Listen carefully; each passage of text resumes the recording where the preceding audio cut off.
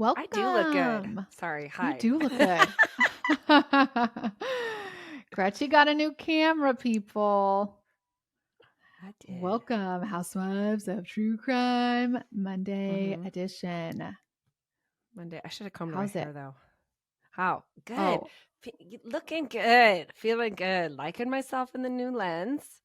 yes, and you Also, did your makeup. It's good. I put on the dark lipstick. Don't usually Oh, do it looks that. good on you.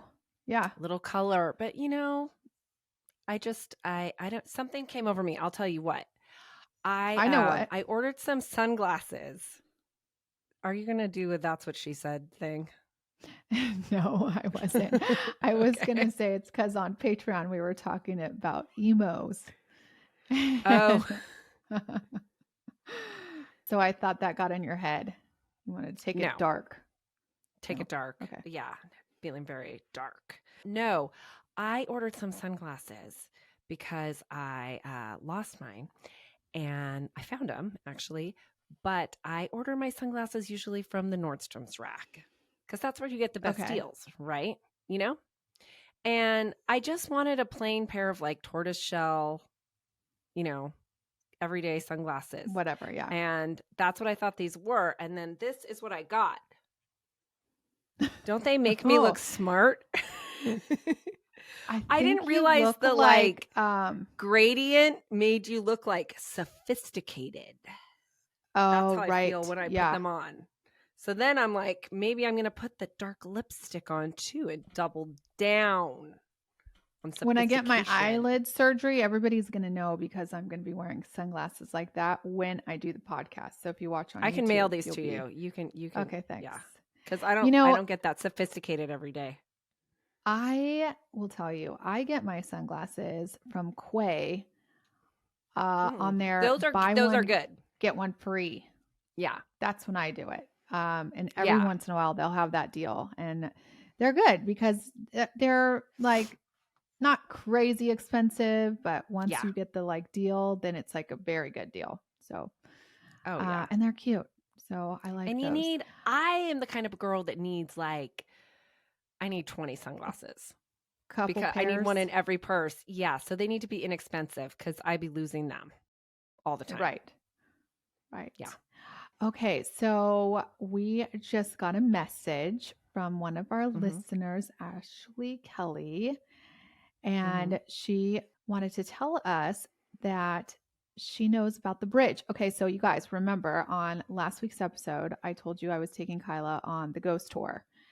And we talked all about it on Patreon. So if you are interested, just either go to patreon.com/housewives of true crime, or you can join the Clink Clink Club on Apple and you can hear all about the ghost tour. But anyways, she knew all about the bridge that I took Kyla to. It's called Goatman's Bridge.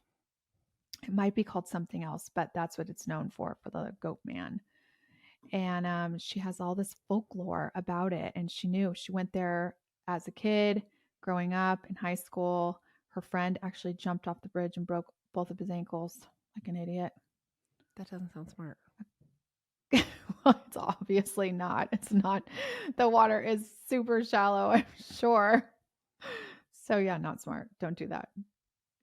Buyers beware. Okay. But yeah, so if you want to know more about it, it was really good. But I said, I'm really sorry. Her name is Allison Kelly. And I said Ashley, and I'm really, really, really sorry. Yeah, you're the worst. Because you also know her because we met her at the Ritz-Carlton. And she bought us the tequila. Oh my God, of course. Remember? What's up, Allison? Yeah. Hope to run into you at the Ritz-Carlton again. That would be fun. Oh, yeah, if we ever go to the Ritz-Carlton or again. anywhere. I know. And she's a great supporter. She bought some of our merch, and we do have that God live. If you guys are still interested and you need a Christmas present, go to housewivesofTrueCrime.com and go to our merch section.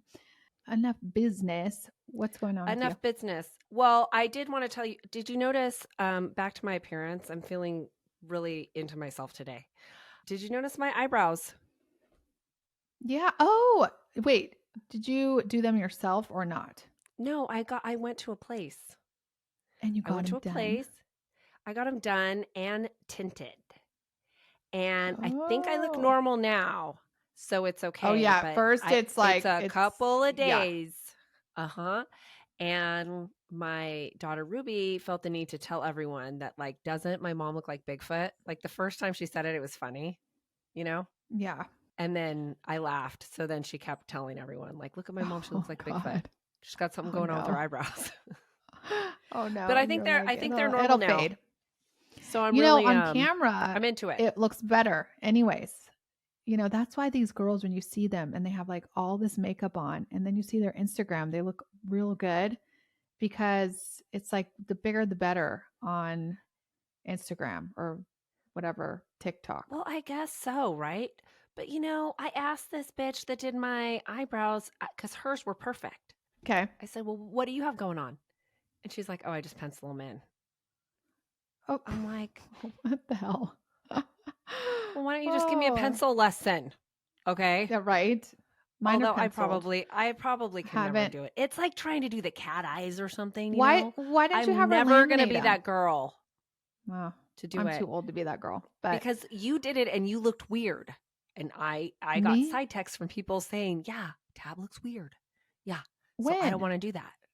When you got yours laminated. Oh, well, I got messages from all you lovely people out there and they liked it.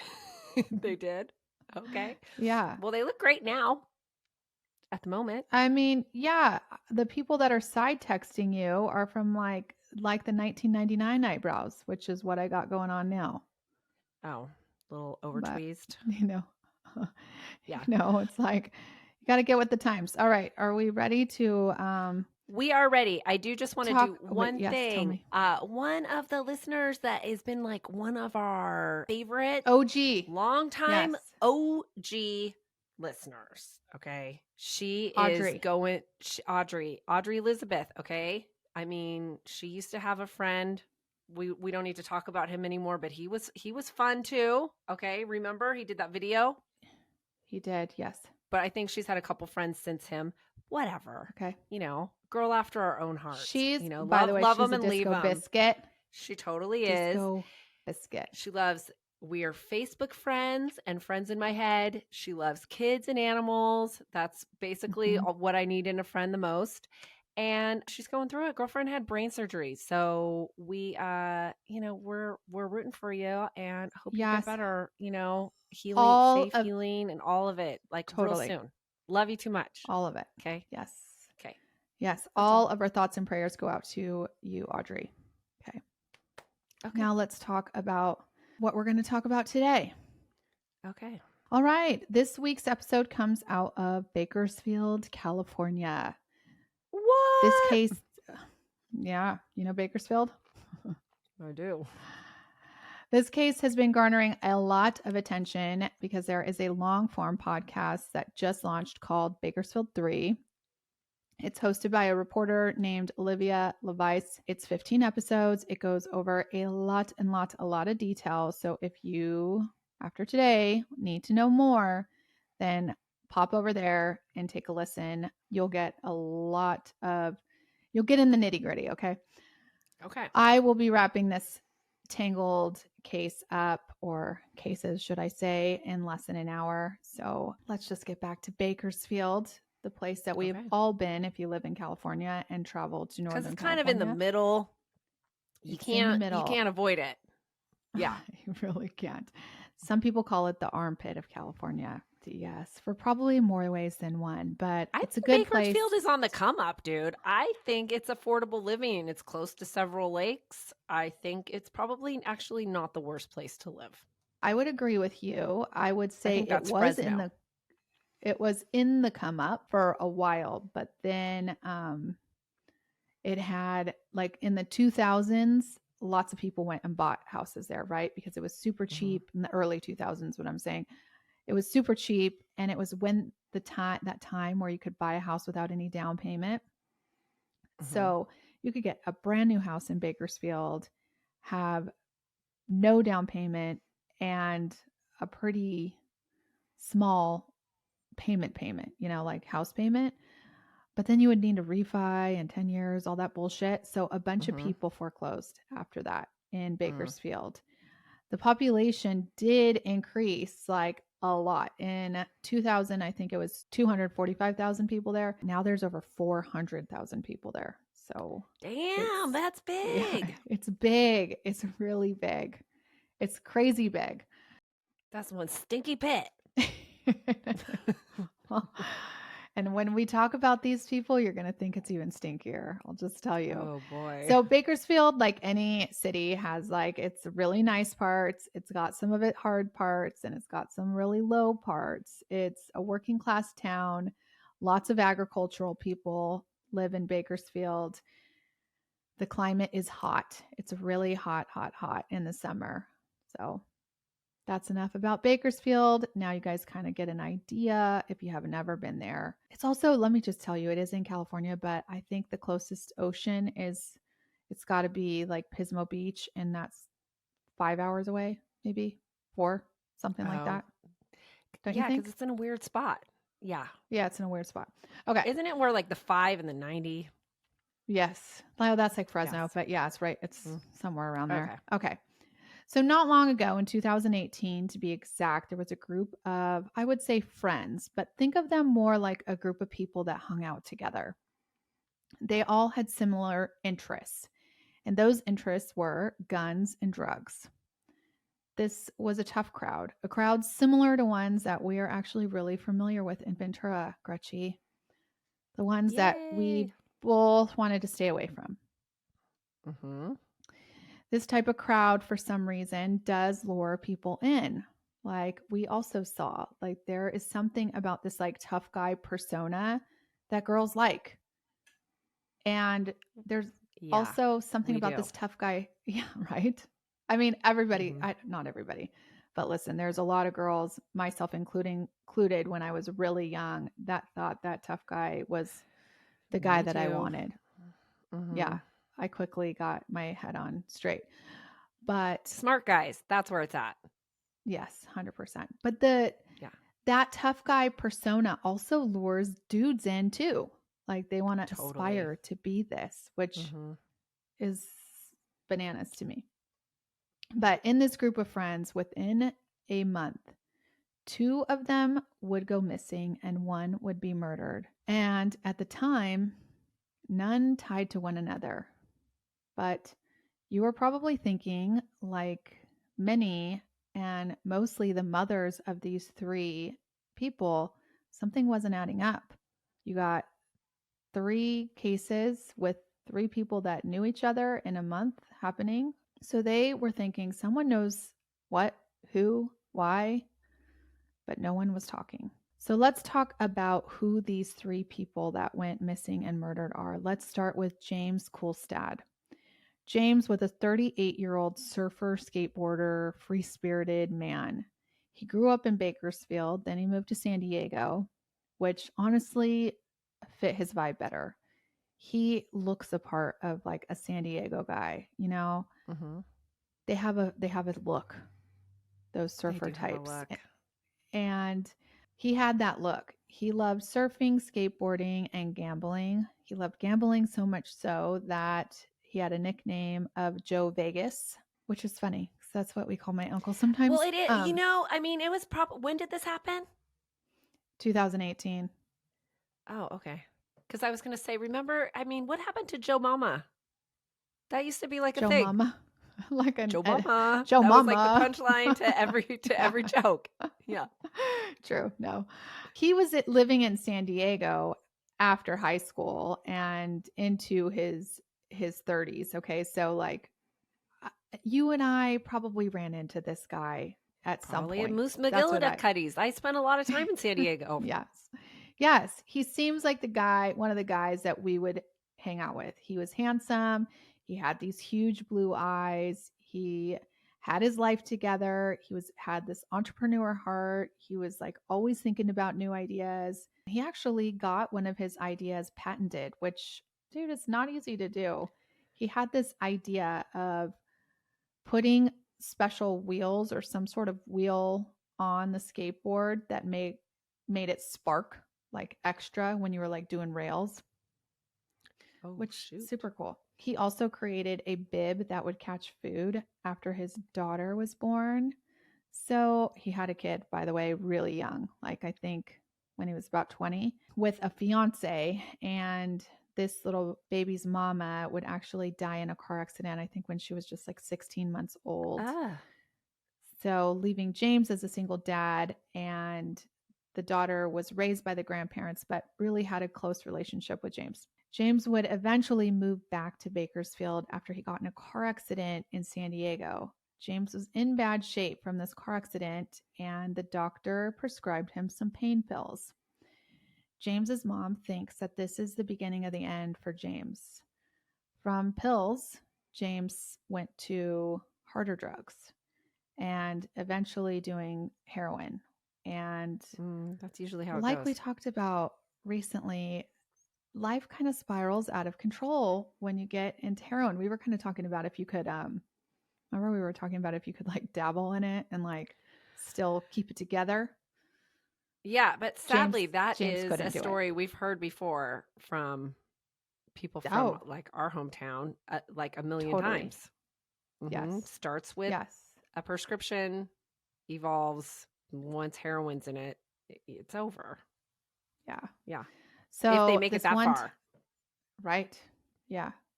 So this one-time hardworking entrepreneur couldn't hold a job, lost his apartment, and from there he moved back to Bakersfield where his brother Ryan lived. Ryan also was not on the straight and narrow at the time. Which I don't think helped James at all, right, with his issues. In Bakersfield, Ryan ran with this really tough crowd, and I can imagine introducing James to his new group of homies didn't do James any good. James really just turned into a different person, which drugs will do it to you. On a night in April 2018, James would head to this guy's house that was a known drug dealer, gunslinger, and possibly other things, as well as a chiropractor. Okay. I don't know how all that goes together, but this chiropractor was not a good dude. He was doing crack and cracking. Cracking in more ways than one. When James left this so-called chiropractor's home, a silver sedan pulled up next to James's car and began to shoot. James's brother just happened to be a street over and heard gunshots and drove straight over to the chiropractor's house. When he got there, he saw his brother stumbling out of the car, and he eventually collapsed in his brother's arms and succumbed to his bullet wounds. But no one knew what happened. This was not the neighborhood that had drive-bys. It was a really nice neighborhood in a nice part of Bakersfield. This is not, it's not the hood. Police showed up at the scene, and besides a silver sedan, that's what people said they saw, no one had any information about any of it. No one was talking. And I can imagine that this crowd takes the approach of snitches get stitches. Word. Or more like a dirt nap. Okay. So unless people wanted to talk, James's unfortunate death was really a mystery. With James's mystery came another mystery that actually happened before James's murder. One of James's friends was reported missing not even 2 weeks before James's death. His name was Micah Holsonbake. Micah was a 34-year-old military veteran. Micah seemed to also have it together in his early adulthood. He joined the military, served until he had this tumor in his throat that wouldn't go away, and he kept having to have multiple surgeries to get it out. And he had to leave the military. But when he had these surgeries, what comes with surgery, Gretchen? Prescriptions. Prescription pain pills. That's right. These pain pills, are the death of some people. Not you, Gretchen, but some people can't handle them. Micah had to... Not insinuating anything. I'm just saying. Okay, so after Micah left the military, He got a job at a bank and then worked his way all the way to becoming a financial advisor at Merrill Lynch, which was seems like a real good job, dude. It does. It does, right? But the drug addiction crept its ugly head in every aspect of Micah's life. And like James, he would eventually lose his job and resort to nefarious activity for money and drugs. Micah actually began building guns for a guy named Matt Queen. I think he built these guns for probably just drugs, maybe some money, but mostly drugs. Matt and Micah would then sell these guns illegally. Not a real good life choice if I was to say so myself. You should get into projection mapping or something else. Better hobby. Building guns? Totally. That seems complicated. How lucrative can that be? It's probably very lucrative, and it's probably very illegal and will land your ass in jail. Yeah. I know. So, I mean, projection mapping, maybe you can hawk that off in the wintertime or something to people. It is a better use of your time, though, I would agree. Okay, so Micah, in the weeks before his disappearance, he actually started acting real shifty. His parents would say that he was paranoid and asking for rides all the time to bad places in town and saying that people were after him. But they chalked it up to Michael being on drugs, which happens, right? Like people on drugs get paranoid a lot. Yeah. But maybe Michael's paranoia was actually legit paranoia, like he should have been, because when Michael didn't show up on Easter or even call his mom, she knew something wasn't right. So she reported him missing. Micah, being in his mid-30s, male, white guy, he is not the first person on police's radar to go look after. They're just like, yeah, he probably skipped town. Like you say, he was paranoid. He probably had somebody after him. He's taken a little break. They probably took one look at him. They're like, he looks tough. Missing guy in his 30s. We're talking about Bakersfield. Probably happens every day. Yeah. They're like, he probably went to Vegas. He'll be back. Totally. He's on a run. It is. Isn't it on the way to Vegas? Or no, that's Barstow. Barstow is on the way to Vegas. Well, it probably is on the way to Vegas. However, another if you're leaving destination in the middle. It's like, it's like where you get gas. It's where you get gas. Okay. That's a strawberry milkshake at the Mad Greek. It's a good time. Totally. Yeah. Right. Okay. So a month after Micah went missing, another girl that ran in their circle also went missing, named Baylee Despot. Micah's family would connect these dots when seeing a missing person flyer for Baylee, and they were asking around for Micah. Micah was actually good friends with Baylee. Baylee Despot was a 20-year-old, absolutely gorgeous girl who was also hanging out with the wrong crowd. We, like I said earlier, saw this a lot in Ventura. These real cute young girls with these old trouble, wrong crowd trouble. Old Mr. Yes. Troubles. Yes. Jeez. So Baylee gravitated towards this tough guy and this tough guy mentality, and she took on this tough girl mentality too. She sleeved her arms up with tattoos and took on the attitude of no one's gonna fuck with me. But we all know with that attitude, there's something deeper and softer that people are trying to cover up, Baylee really went off the rails in her later teen years, but up until then, she was an animal-loving 4-H club country girl. After high school, cool. 4-H rocks. I know. Couldn't you kept that road going, girl? After high school, she went to Vegas to marry her abusive boyfriend, which didn't last too long, thankfully. She started hanging out with the wrong crowd and doing drugs. Baylee would oftentimes get in cars with random people. She would stay out for days. When her family would try to stop her from getting into these cars, she would say she had to do it. No one said what she was doing. They weren't really sure what she was doing, but we can imagine it was nothing good.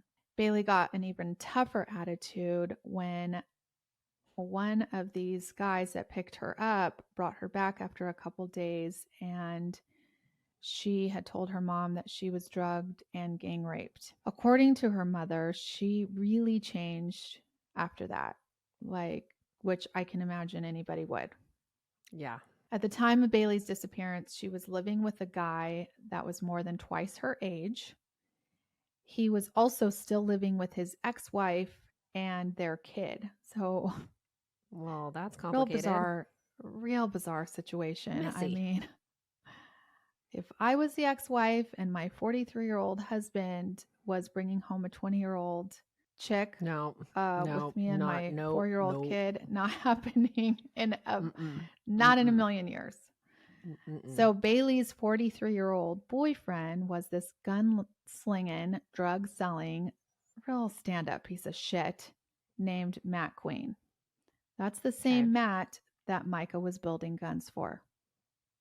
Okay. Matt would claim he saw Baylee for the last time on April 25th after she said that she just had to leave and get away from it all. And Baylee's mom, Jane, also had her mama instincts and said, I don't think so. Something's not right with this situation. Baylee was too close to her mom to just get up and leave and never, ever return. Never return a phone call, never call anybody ever again. So now you have these 3 cases all kind of tied to this drug and gun ring circuit of Bakersfield. 2 of these cases were the disappearance ones, had ties to Matt Queen. So let's talk about Matt for a minute. Okay. Matt, he's a 43-year-old guy that made his money selling drugs and making and selling illegal guns, like big scary ones, Gretchen, like assault rifles.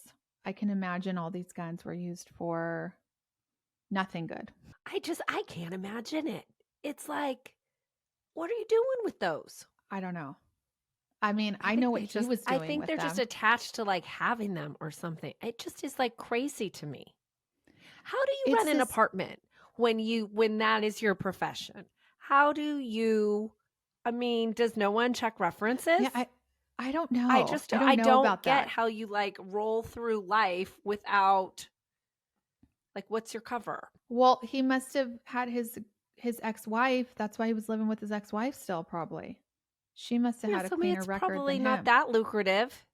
You're just lazy. You don't want to get a job. Listen, 100% he didn't want to get a job. This guy, I mean, he was one of those guys. Me and you know these guys, okay? He's like, don't fuck with me. Don't mess with me. He would text people shit like that. He wanted to come off like he was the hardest, baddest ass guy out there. It was reported that he was abusive and controlling with Baylee. He did not want her to have any social media.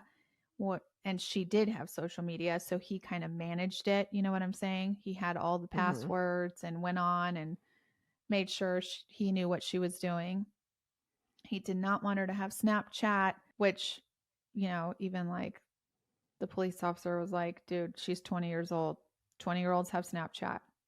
Not saying it's the best thing, but, you know, it's whatever. He would send text messages to people like, did you forget who I am? Did you forget who you're fucking dealing with here? He also has been known to take people out to the orchards, point guns at them, and threaten to kill them. He took a man down to the river at one point at gunpoint and threatened to blow his head off. He also held some guy up in a hotel parking lot with his best friend, Matt Bandicastile, which we'll get to in a minute. So he's scary. This guy is not someone I would ever want to be associated with. Yeah. The irony of these types is without their fucking all their friends behind them and their illegal firearms, they're not fucking shit. Right? Like they're not real tough. Yeah. Yes. And again, I think if I could redo the young years, or if it gets through to one young lady, listen, tough is not long-term sexy. Funny, smart, handy. Real long-term sexy. Okay. It's interesting because I think that tough guy persona is also the same as like the tough girl persona. There's something real weak under there totally. that you're trying to hide, Uh-huh. But it doesn't matter. This guy still, he was a really bad guy. Yeah. He also was already in 2018 a convicted felon. So having any type of gun, legal or illegal, he couldn't do. Right. I did pull Matt's rap sheet, and it goes back real far from like burglary when he was in his early 20s living in Washington state to DUIs, drugs, felony charges. I mean, the dude had like 30 plus things on his rap sheet. So he was a career felon, as they would call them. Matt and Baylee actually also got pulled over in December 2017, just a few months before she went missing, and the cops found guns in the car, and Baylee actually took the blame for them and said they were 100% hers, which we know that is a lie, and save her boyfriend's ass, which I find is really disturbing because she's 20 years old. Your boyfriend's 43.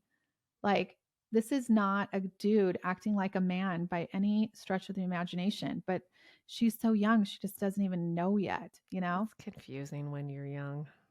I know. Okay.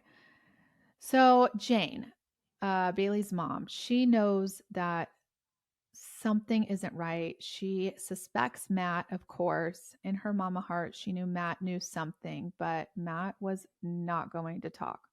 All Matt did was harass Jane on Facebook, send her nasty text messages, and taunt her. He really tried to make Jane out like a crazy person, saying that she was obsessed with Baylee and she needed to get over her.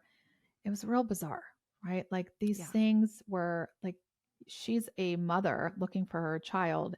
He's supposed to be a boyfriend, and you would think he would be also like, where is my girlfriend, Right. But he wasn't. He even went and took all of her stuff and dropped it off at a friend's house. And when he dropped all of Baylee's belongings at this friend's house, on their Ring camera, they could see when he bent over that he was strapped with a gun, just dropping her stuff off, which, by the way, would land his ass back in jail because, like I said, he's not supposed to have a gun. I'll bet when he bent over, he saw his crack too. Those types never pull up their pants. Totally. Okay. They pull up their socks, but not their pants. Word.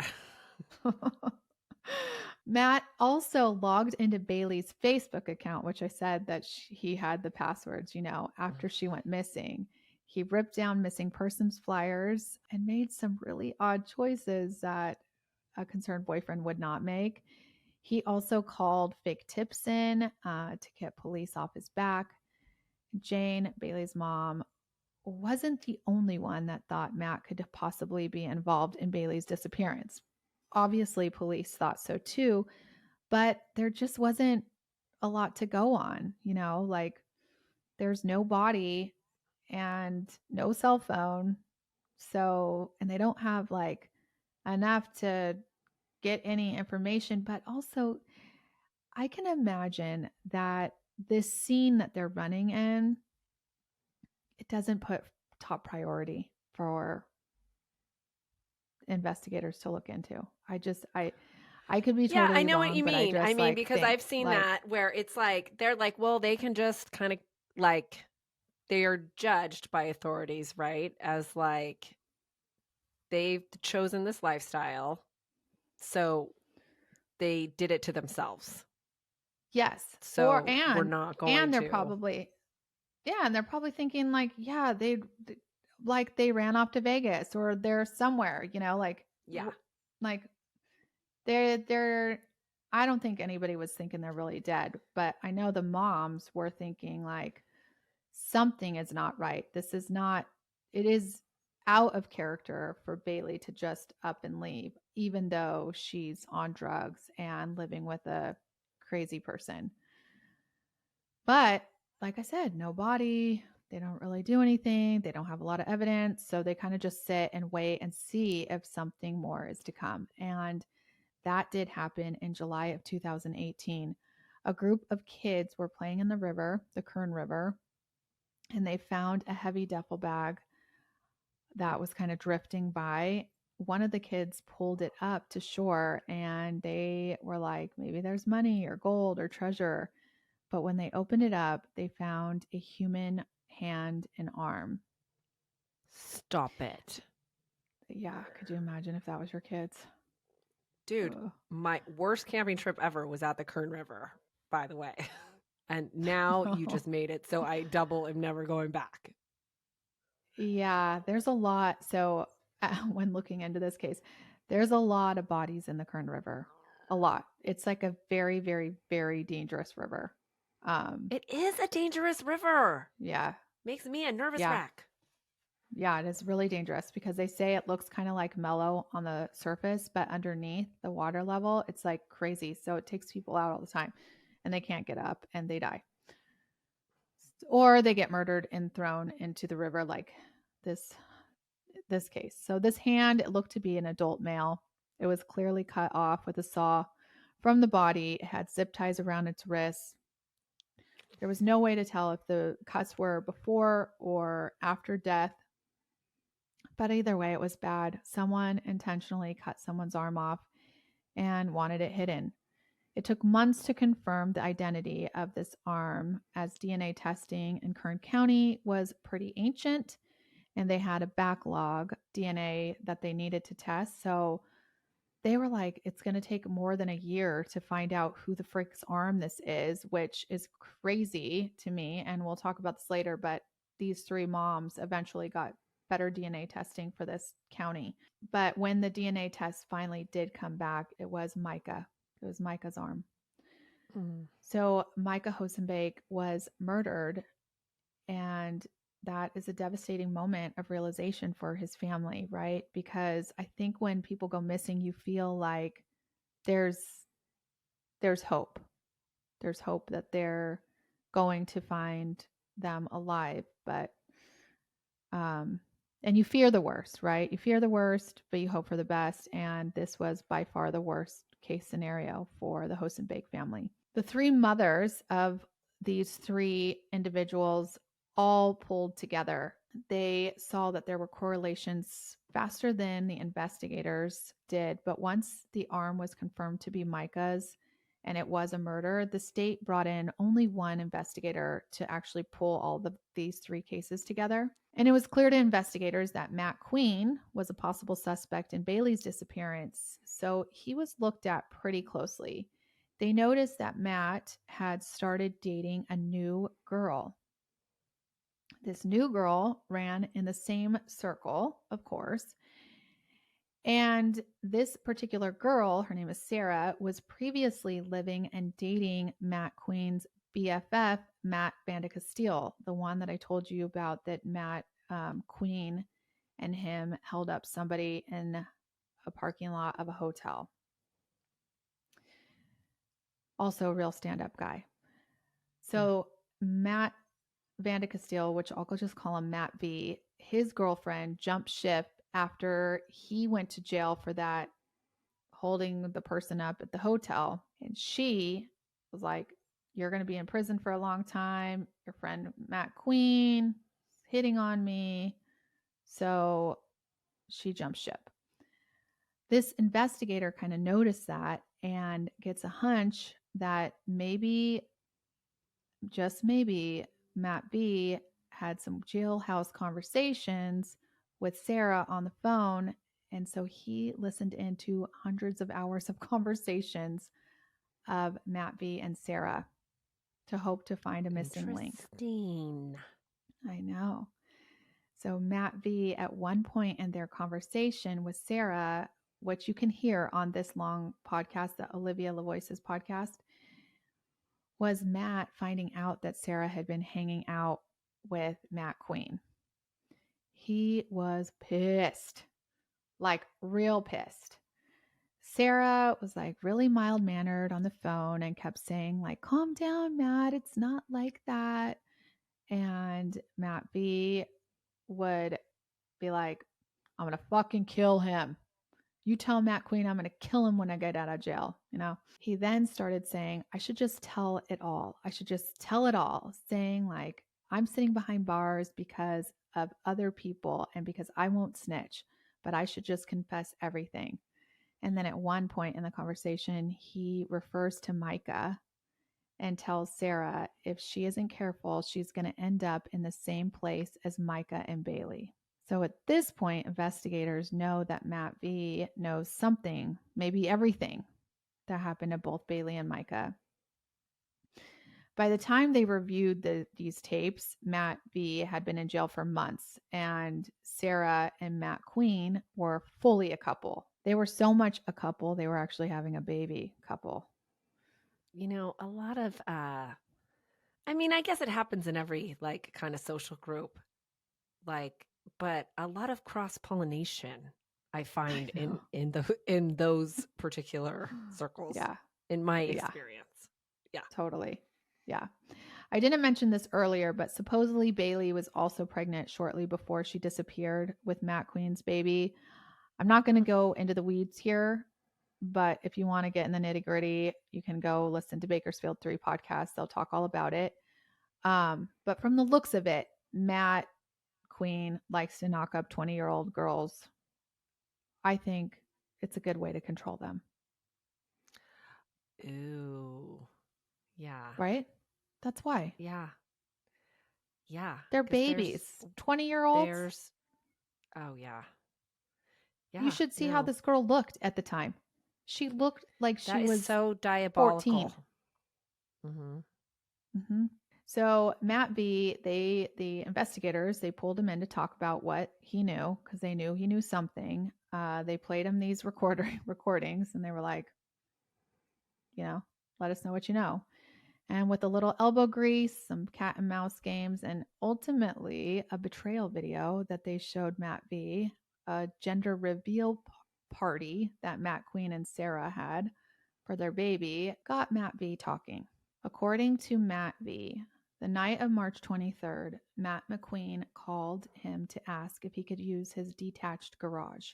Matt Queen said, "Don't ask me any questions. I just need to come over and I need to use your garage." And Matt V knew at the time that Matt Queen was going to question Micah about a stolen gun that he thought Micah took from him. He thought that Matt was going to take Micah and scare him into confessing. Sounds like some gangster shit to me. Yeah. Like torture somebody to make them confess. It's fucking scary. Yeah. Matt B said yes, he could use his garage, but never saw Micah. He claims he saw Baylee a couple times that night, and she came into the house at one point to get some scissors and then possibly a paring knife. And then finally, the last time he saw her, she came inside to change her clothes. He said that she looked white as a ghost, but did not say anything about what they were doing. When investigators questioned more about what he knew and what happened, he was like, well, the only other thing is there was a grease spot in my garage that wasn't there the night before. Investigators went to his garage to test this so-called grease spot, and sure enough, it was Micah's blood. So they questioned Matt B more like, are you telling me that Baylee and Matt Queen both killed Micah and dismembered him in your garage? And he was like, yeah, I think so. I mean, I know this guy is a stupid douche, but I would give him the benefit of the doubt that he could tell the difference between grease and blood. I would think he would be that smart, right? Yeah, I'm sure he knew a little bit more than what he was saying. Mm-hmm. I have a sneaking suspicion that he is telling partial truth. Mm-hmm. He said he thinks that Micah and Baylee both dismembered, that Matt and Baylee both dismembered Micah in his garage and that they worked together doing it. He also said the next day Matt Queen came by, asked him for some help to get rid of something, to which he said no, and Matt Queen went on his way.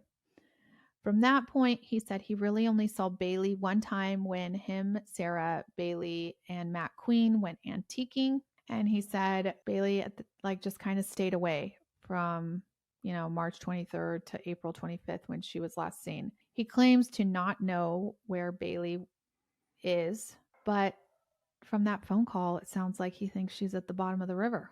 Yeah, I mean, is antiquing the new word for swap meeting? Or like what gives? Because usually when in between like illegal gum making and like whatever, I don't picture you like antiquing. I feel like people that go antiquing like stop for a tartine or chai latte, Right.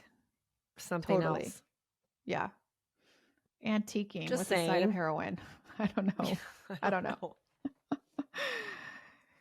So this news, by the way, is totally fucking bananas. Okay. Like it's bananas to investigators. I mean, this whole thing puts a whole new twist on this crazy case because now you have Baylee, who is missing, is now a murderer, Dude, no, I can't imagine some 20-year-old girl having the stomach to be there to help dismember something. I know. I just can't. I just can't. I know, but why would he say she was there if she wasn't? I know. Well, I mean, yeah. Why wouldn't I guess he she just could. pin And that? then maybe if you like had to see that, then you run the fuck away because you're like, oh, scared for life, traumatized. For your life. Okay, so listen, yeah. I do have some theories on this yes, this is a 43-year-old dude that is controlling over you. And I think that you can get into some trouble. Like you can do things that you would never think you would do because you're now scared for your life or what will happen to you, especially after you see somebody kill somebody, I think you fucking go, holy shit. They're willing to do that to somebody, they're willing to do that to me, Right. This case, it gets, investigated a lot before anybody knows anything. Like they don't tell the parents or anything until they have all the evidence that they need to charge somebody for, the murder of Micah. And by 2021, they had enough to charge both Matt Queen and Baylee Despot for the murder, dismemberment, and torture of Micah Holsonbake. Okay, so it's kind of odd because Baylee's missing, right? So, right. But she's not considered dead. So that's how they were able to charge her too. This news came as like utter shock to Baylee's mom. I bet. All three moms were in shock when this news was presented. You can imagine like your daughter that's missing is now being charged with murder. This poor mother, Jane, has to be just beside herself. The three moms by this point had become incredibly close, like best friends. They had already started a nonprofit. They hosted charity events. They purchased all this equipment for the police department. They were on a hunt for their children and answers. So you have to think like, holy shit, now one of the daughters is being charged in another of their friends, their best friend's kid's murder, that it would tear them apart. But luckily That's enough, tough. Yeah, I think it's tough. They talk about it in this other podcast that it was tough. It's kind of like you don't know what to say, right? And especially Jane being Baylee's mom, she just didn't know what to say to Micah's mom. So it did put a little like wrench in the situation, but Micah's mom actually had thought about that scenario before. Micah was sent a text by Matt Queen of Baylee with a fake gunshot wound to the head and slumped over like she was dead and said something like, "Can you come help me?" According to Matt Queen, Micah showed up and it was just a joke. But a fucking weird joke. Like, who does that? They don't seem very jokey. Right? It's really super weird. So the thought of Baylee having something to do with this was always kind of in the back of Micah's mom's head. But Baylee's mom was like, that's unthinkable. And she still thinks it's unthinkable. Like you said, like she can't fathom her daughter, and most of her friends and even her sister, like, they can't fathom her doing something like this. I think we've done enough cases, Gretchen, where we're like, people do shit that you would never, ever, ever expect them to do. Like, ever, you know? So Yeah. I don't know. I do think that, I mean, if, this is how it happened, then I don't think it doesn't happen overnight. It happens because these older controlling douchebags, they eat at your soul just a little bit at a At a time. time. And they just push it just a little bit, because when she first met him, she probably wouldn't have done something like that if she did, but over time, you just get more and more and more conditioned to Yes. deal with it. Yeah.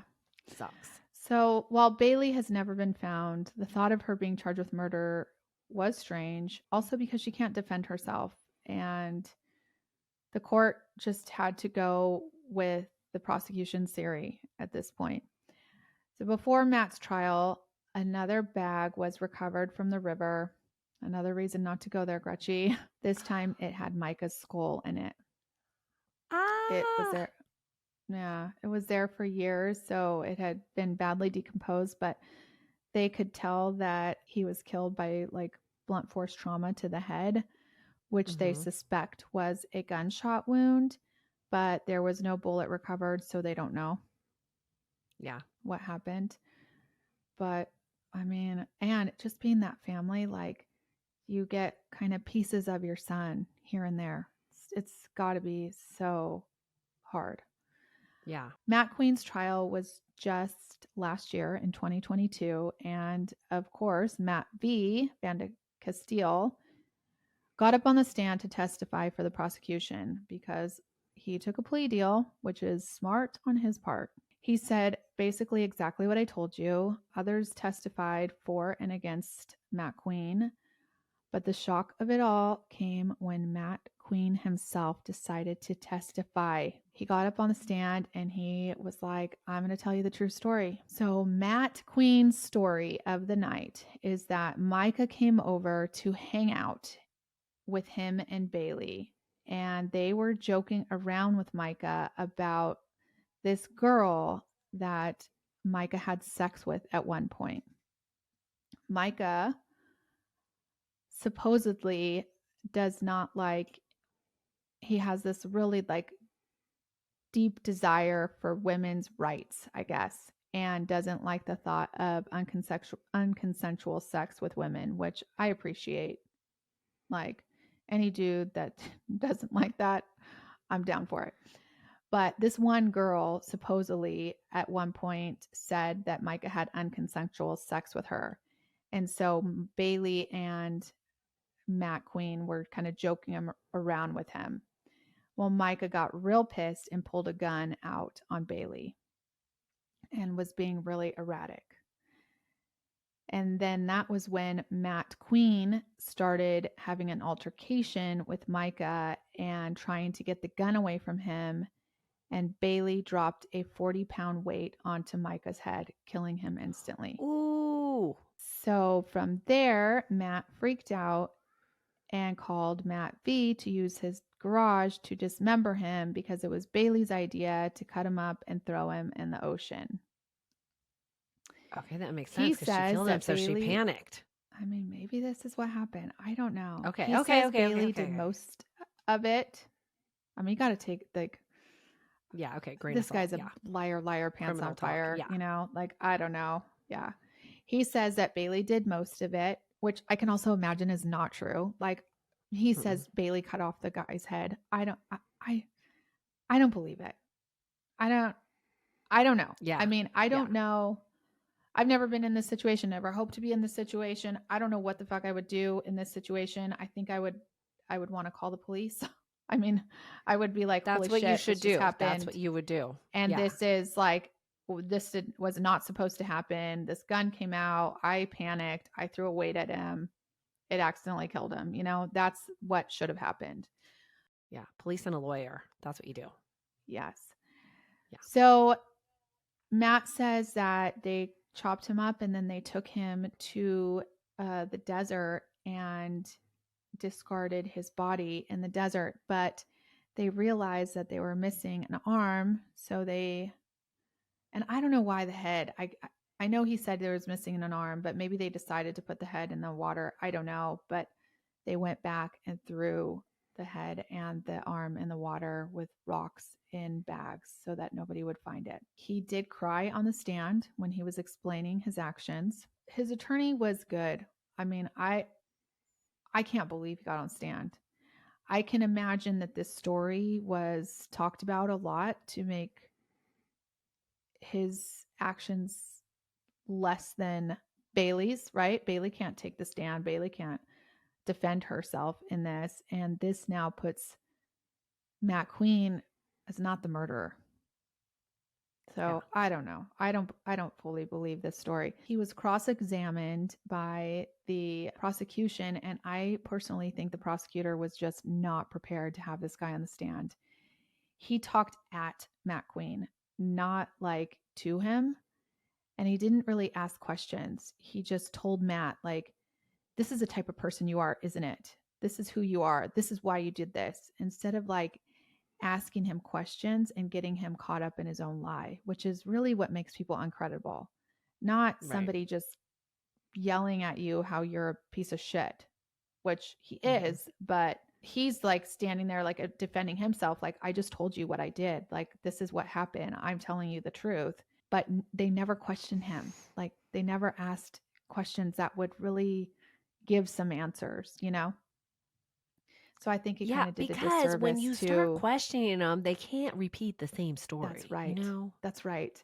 But that is not what the prosecutor did. So I just don't think he was fully prepared. Like, he didn't take enough notes to ever know that Matt Queen's going to say, yes, I'm going to testify. Like, they caught him. They caught the prosecution, like, I think in like, they needed the Nancy Grace of Kern County. Totally. That's who they needed. Oh my God. So much so. Nancy would question the shit out of you. They did let Matt Queen, they said, okay, if you're not lying, take us to the desert, show us where you dropped this body and the weight. And Matt took them to the desert, and there was no weight there. There was a fragment of a bone that they couldn't make out if it was human or not, but there was not like a full body in the desert. So they came back and he's like, you're a liar. You know, that nobody was out there. The weight wasn't out there. Nothing was in the desert. But like I said, I think he did a disservice to this case, this prosecutor. And at the end of the day, the jury found Matt Queen not guilty of first-degree murder. Shit balls. But they did find him guilty of second-degree murder and kidnapping and torture. So Matt was sentenced to 30 years to life in prison plus 56 years. He does have a parole date of 2044. I think that's the earliest that he can get out. And he did not look so good at the end of his trial. So I don't believe that he's going to live that long. So hopefully he's in jail for the rest of his life. One thing that did come out, Gretchen, at the end, like after the trial, was that bone fragment was actually Micah's that they found in the desert. So Matt was telling at least partial truth, you know? Ooh. Yeah. As for Baylee, she has never been seen or heard from. Matt is adamant that he has had nothing to do with her. He actually does talk on this podcast at the very end, the last episode. He says he has nothing to do with her disappearance, but I would say his behaviors say otherwise. All that crazy shit that he did, I think his credibility is like, in my book, is like 0 to negative. Theories are that Baylee couldn't keep a secret and probably was losing her shit after Micah died, which I can imagine I would lose my shit too, and that Matt had to take care of her, if you know what I mean. Yeah, I mean, what is interesting is these types, when it happens, when you're clearly going to spend the rest of your life in prison, right? Yeah. Why not just come clean about all of it? I know. I guess if you had a moral compass, you wouldn't have landed yourself in the prison in the first place. But I mean, it really is like, just, finish the story. He knows. I know. Because he's already trying to like have another trial and all kinds of stuff. Like, oh, you're so delusional, he feels, dude. Yeah. And you're not getting out on parole either because you got a long ass record. He has keep you in such there. a record. Yeah. So out. Bailey's phone, she did text her friend at one point and said, I'm messed up and I'm going to leave and I'm going to disappear. But they think that was probably just Matt Queen texting, after. Her friend said it didn't really sound like Baylee.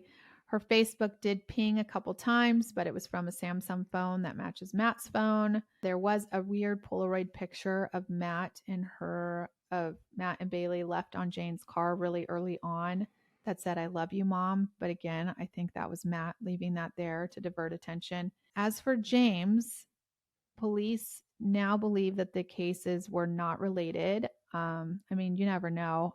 The theory there is that the chiropractor ordered a hit on James. There's some more on that story in this podcast, but the chiropractor is a bad guy. And he did, according to James's brother, tell Ryan, James's brother, to not have James come over because I guess this chiropractor owed James money for something and James was coming to collect. And he was like, I'm going to get my boys after your brother if he comes for me. So I don't know why nothing has been done. I can imagine lots of people know something. Even Ryan, James's brother, I think knows more than he's saying. But these people are scary and people are scared to talk. And so that's why his case is still, unsolved. The Bakersfield 3 moms have done a ton of good for their community. They funded this service called Secret Witness, which is a line that can be contacted and you get rewards for tips on these murder cases. The number is 661-322-4040. If you have any information on Baylee or James, you reach out. It's like nobody knows, and you can get some reward money, and nobody would know it was you that called. So if you're listening and you know what happened and you need some money for drugs, call this number. The 3 moms are really still on a mission for good. So I just want to tell you also about Sarah, Matt Queen's baby mama. Okay. She had the baby. She is now 26 years old. She lives in Bakersfield. She is absolutely gorgeous. Like, I was like, why are you using your good looks on this fucking losers? Like, she is so cute and she is dating like 43-year-old disgusting Matt Queen. No, thank you. But she has tattooed herself. She's got a big tattoo across her stomach. I couldn't see the name of it, but it's like somebody's name. I'm really hoping it's her kid's name and not Matt you're Queen's kind of name. tattoo shaming in this, and let's make it clear. I love tattoos. It is not a big deal. Yeah, you have a tattoo. I'm just saying that. Listen, I think she's everybody beautiful has with or tattoos without now. Tattoos. Yeah, I don't care about tattoos. Tattoos are great. I want to get more tattoos. But I'm just saying she tattooed herself like after this baby. Okay. I'm not tattoo shaming. I think you maybe keep them off your face.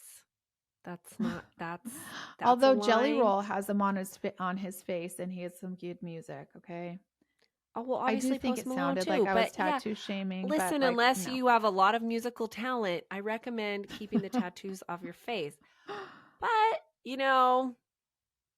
lots of people, I have a good friend here who's got her whole damn leg. I know, tattooed. She's hot too. Listen. And it's so fucking hot.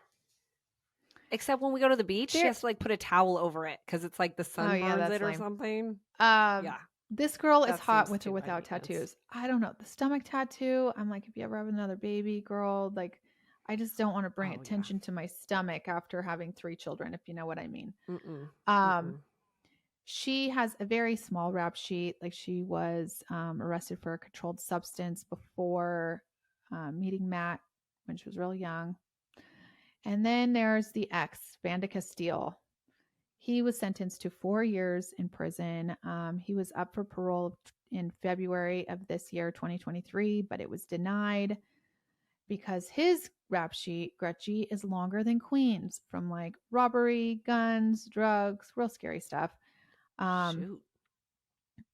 I hope he's getting some help and rehabilitation in prison, because he will get out. He is still going to be on the streets of our society. So my advice to him is to move out of Bakersfield, start your life over, and get a moral compass. Also, I think that the whole ultimate overall moral of this story is, do you know what it is today? Don't cheat. That's usually what it is. It's usually that. But I was wondering, I was like, did I miss something? What is it? This time, it's say no to drugs, people. Oh, say no to drugs. Well, that's a good one. Yeah, I think so. Yeah, I recommend. All right, so that's a whop of today. Sorry, it's a little long, but it's 3 cases in one, so I knew it was going to be more than an hour, but just a bit, just a tad bit. Thank you all for listening. Please, please, please give us a Christmas present by rating and reviewing our podcast if you have not done so yet. And tell your friends about us, please. Just text them right now, being like, hey, I just listened to this really good podcast. I think you will like it. And send them our link, and they will thank you forever. And I think that's all. Okay. All right. Clink, clink. Clinky, clink.